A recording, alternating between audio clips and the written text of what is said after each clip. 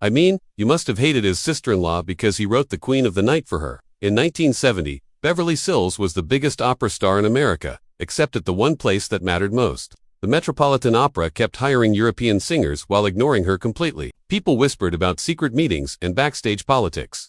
Then, Sills did something dangerous on national television. She called them out publicly. What happened next was brutal. Threatening letters arrived at her home.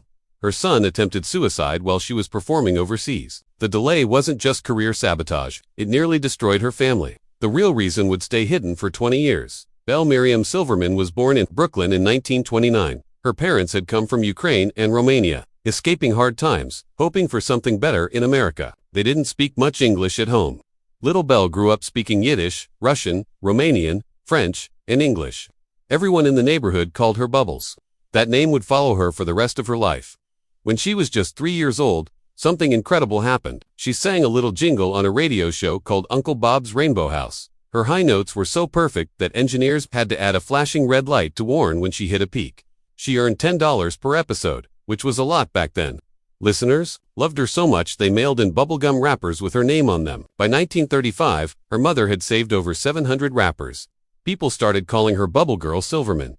Then one Christmas, the name Beverly Sills showed up on a radio poster.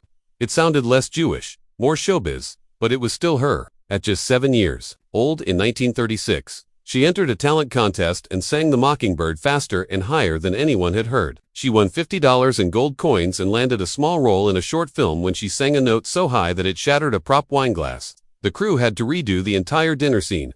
She was hired to tour with Major Bose's vaudeville company for $75 a week, 3 times what most grown-ups earned during the Depression. Between 1937 and 1940, Little Bubbles crisscrossed America. She sang in 27 states, performed 142 one-night shows, and slept just a few hours a night. Every morning was a train station. Every day a rehearsal. Every evening a stage. She got fined $25 if she missed a note. Her age was faked to get past child labor laws. Her schoolwork was mailed from trains marked urgent. She sang through power outages and coal dust and made nearly $4,000 in 3 years. But after all the fees, her family only saw about $400. 4 years, she kept singing. But her big opera break took time. For a long while, nobody could agree on when her real debut happened. Some said it was 1947. But later, they found out the true date was Valentine's Day 1951 in Philadelphia. She sang for just $15 that night. That tiny paycheck barely paid for her train ride. The mistake about her debut ended up in encyclopedias, biographies, even her own book. In 1955, she finally got a big part with the New York City Opera. She sparkled on stage. But backstage, she earned just $50 while the older singers made hundreds. She had to type resumes for other singers just to keep her rent paid. From 1951 to 1952, she went on another brutal tour across 63 cities. She performed almost every night, lost 18 pounds, and got bronchitis.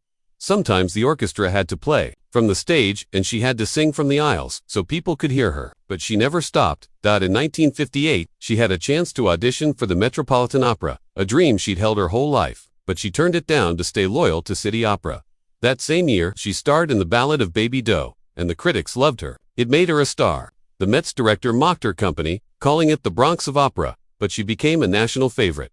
Anyway, in 1956, she married Peter G. Journist from a wealthy Boston family, but neither side of the family approved. His family didn't like that she was Jewish. Her family didn't like that he wasn't. One of her aunts even mailed her a torn prayer shawl. His mother skipped the wedding. They nearly split up the next year. But everything changed after their first child was born. Her daughter Meredith was born in 1959, but by late 1960, doctors discovered she was deaf. They suggested sending her to an institution, but Sills said no. She stopped working for 8 months and taught Meredith herself every single day. She wrote in her diary that it nearly broke her. She couldn't sing without crying. But Meredith learned to lip read and communicate thanks to her mother's dedication. That heartbreak made Sills a lifelong fighter for children with disabilities. Then came a second blow. Her son, Peter Jr., was born in 1961. He had seizures, developmental delays, and later they learned he had autism and epilepsy. Doctors said he would never speak. She kept working, singing long operas by day, staying up with him through seizures at night. In 1967, after one terrifying emergency, she finally had to place him in a special care center. She called it the hardest decision of her life. She felt like she was signing away a piece of her heart, but she still gave everything to the stage. In 1966, she begged for the role of Cleopatra in Julio Cesare. On opening night, she sang 64 high E-flats and even threw in a cartwheel that made the chorus burst out laughing. She got a 17-minute ovation. Time magazine put her on the cover in February 1967. She was 37. After years of being overlooked, she suddenly had offers from all over the world. She kept pushing herself, maybe too hard. In 1968, when she performed Manon, she added playful touches that made audiences love her even more. But that role strained her voice. She needed cortisone shots to keep going. Doctors later found early damage on her vocal cords. Her peak years didn't last long. The pressure had taken a toll.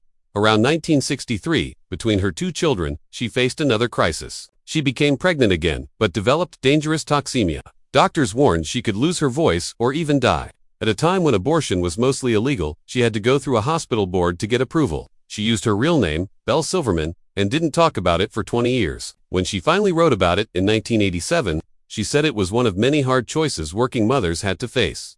In April 1969, Beverly Sills stood on the stage of La Scala in Milan. The audience booed her the moment she appeared. That theater was known for being brutal to outsiders, and she was an American trying to sing Italian opera, but she didn't flinch. When she started to sing, everything changed. Her voice soared, and her power filled the hall. By the end of the night, she got 18 curtain calls and a gold bracelet from the toughest fans in the theater. They called her the Phoenix of Brooklyn. Overnight, her pay more than doubled, and new offers from places like Covent Garden and Vienna came pouring in. The same man who once said she wasn't good enough for his theater sent a cable saying she had conquered Milan.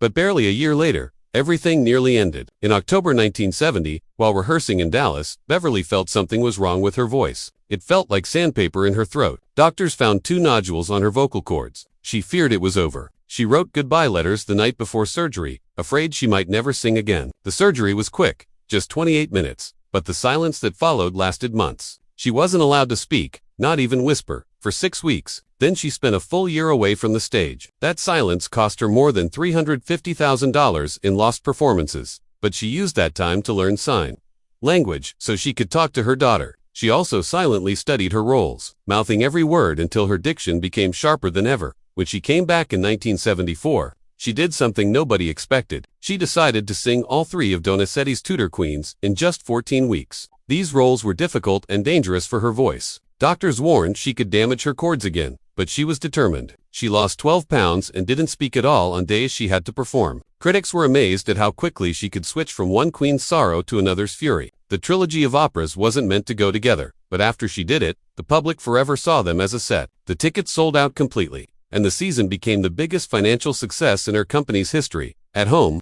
though Beverly's life was falling apart, her daughter, Meredith, born in 1970, was profoundly deaf. Her son, Peter Jr., born in 1972, had severe autism. Her husband, Peter G., was overwhelmed. In 1971, he left for 3 months and lived in Boston alone. They started marriage counseling in November that year. Beverly thought about quitting opera to take care of her children full-time. She did the math, comparing what she could earn on stage to what her children needed for life. Therapists told her to put her pain into her performances. In January 1972, people noticed something new in her acting. There was more sadness, more depth. Later that year, Peter left his job and moved back to New York, calling himself Mr. Mom to a queen bee. Beverly said that struggle made her a better actress. In March 1972, Time magazine put her on the cover and called her America's Queen of Opera. It should have been a celebration. Instead, hate mail flooded her office. Over 300 letters called her fake, saying the real divas were in Europe. One letter even had red-inked clippings with the words, "Blood on your high CS."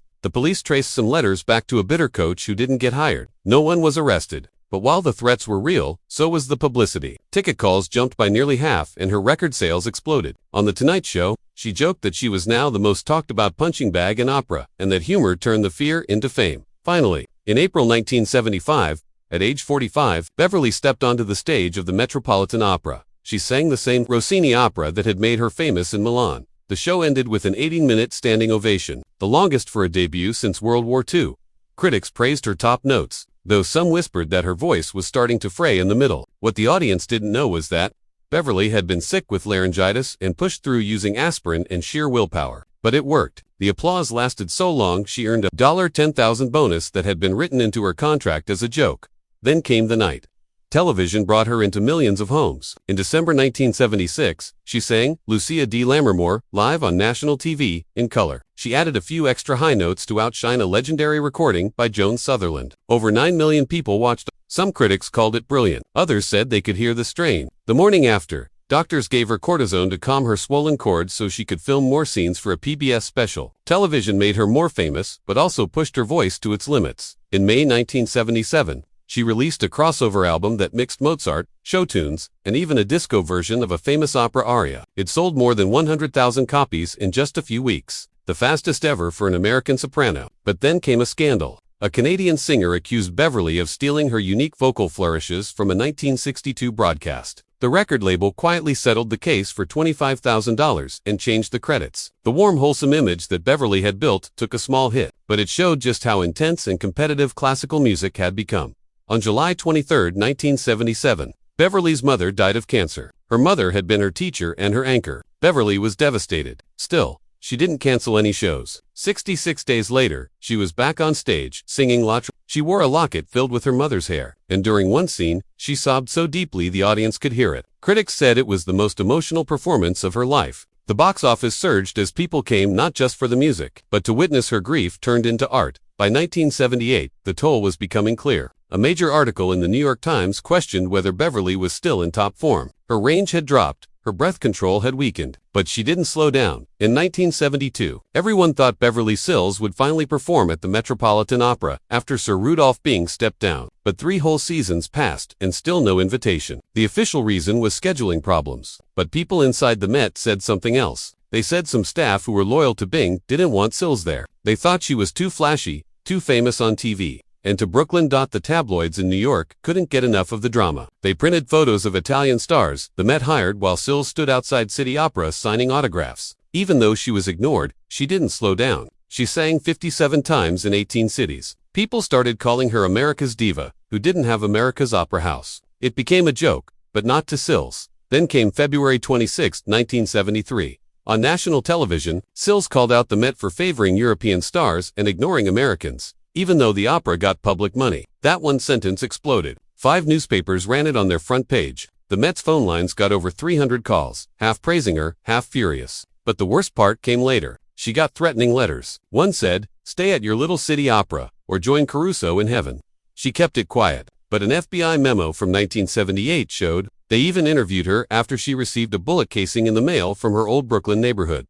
The Met only gave a dull statement about manners, but ticket sales for her city opera shows jumped 18% in just 1 week. Behind all that noise, her private life shattered. On June 13, 1974, while she was performing La Traviata in Venice, her son Muffy, who had cerebral palsy, tried to take his own life. He was only 15. Beverly rushed home to Long Island Jewish Hospital, canceling 3 sold-out performances. In letters to her close friend, Edgar Vincent, she wrote that if she'd been working at the Met, she would have been home every night. She believed the delay cost her more than a career milestone. It nearly cost her her son. She later demanded only New York-based contracts and even thought about quitting. But her son survived. And years later, he would smile with pride watching her finally sing at the Met in 1975. That same year, in October, a New York Magazine article said that back in 1970, Bing had written 2 commercials next to Sills' name on a casting sheet. That note, people believed, had blacklisted her. But in 1991, during a New York Times interview, he admitted the truth. He said, not hiring Sills was the biggest mistake of his career. That one line appeared in newspapers around the world. It confirmed what fans already suspected. The decision wasn't about art, it was about control. One opera critic joked that it took Bing 21 years to say what every cab driver already knew.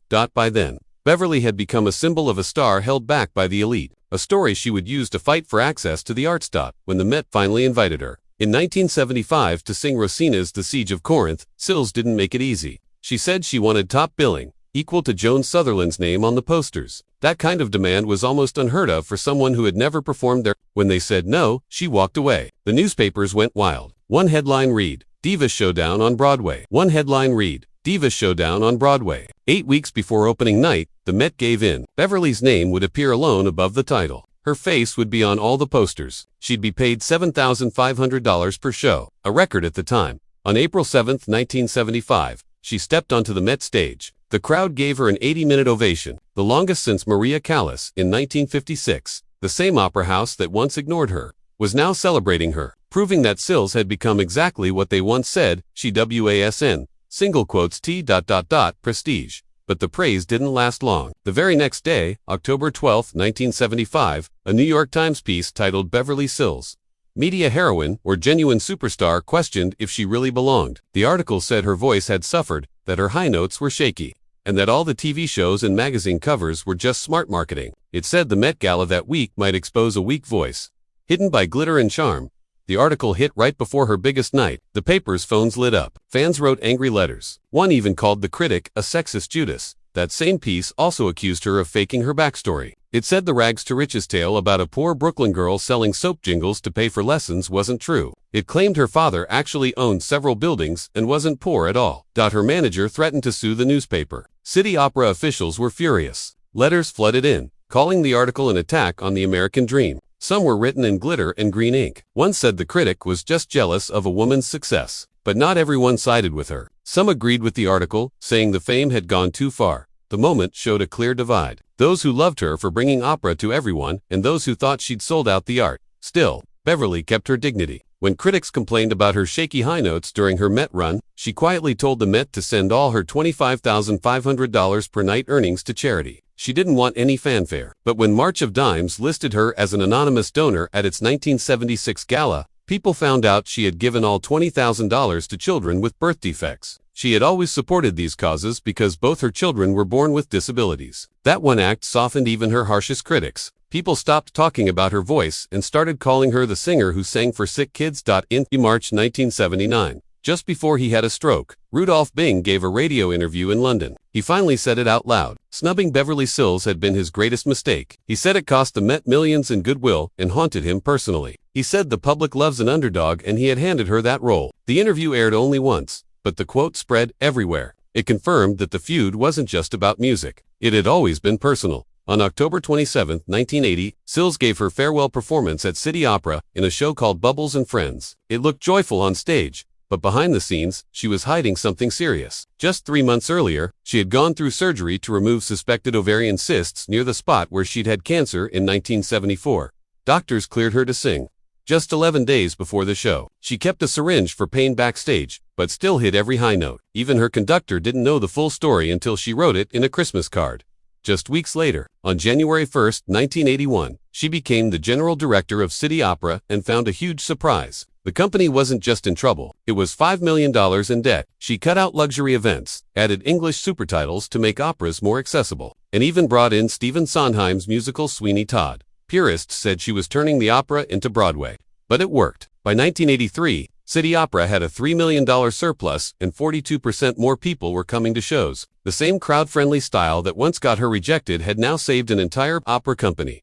The final truce came in 1991 when she joined the Met's board. That moment ended 3 decades of drama. But there was a secret catch. She had to agree never to criticize any Met casting and never to perform again, not even for a gala. She agreed and joked that her high C belonged in a museum. This deal only came to light in 2012 when her papers were unsealed. It showed that peace had come, but only by making sure the feud would never return. That then came the most painful irony. On June 28, 2007, doctors told 78-year-old Beverly that she had advanced lung cancer. She had never smoked a day in her life. 4 days later, she died. She had planned to host PBS's July 4th broadcast, but never made it.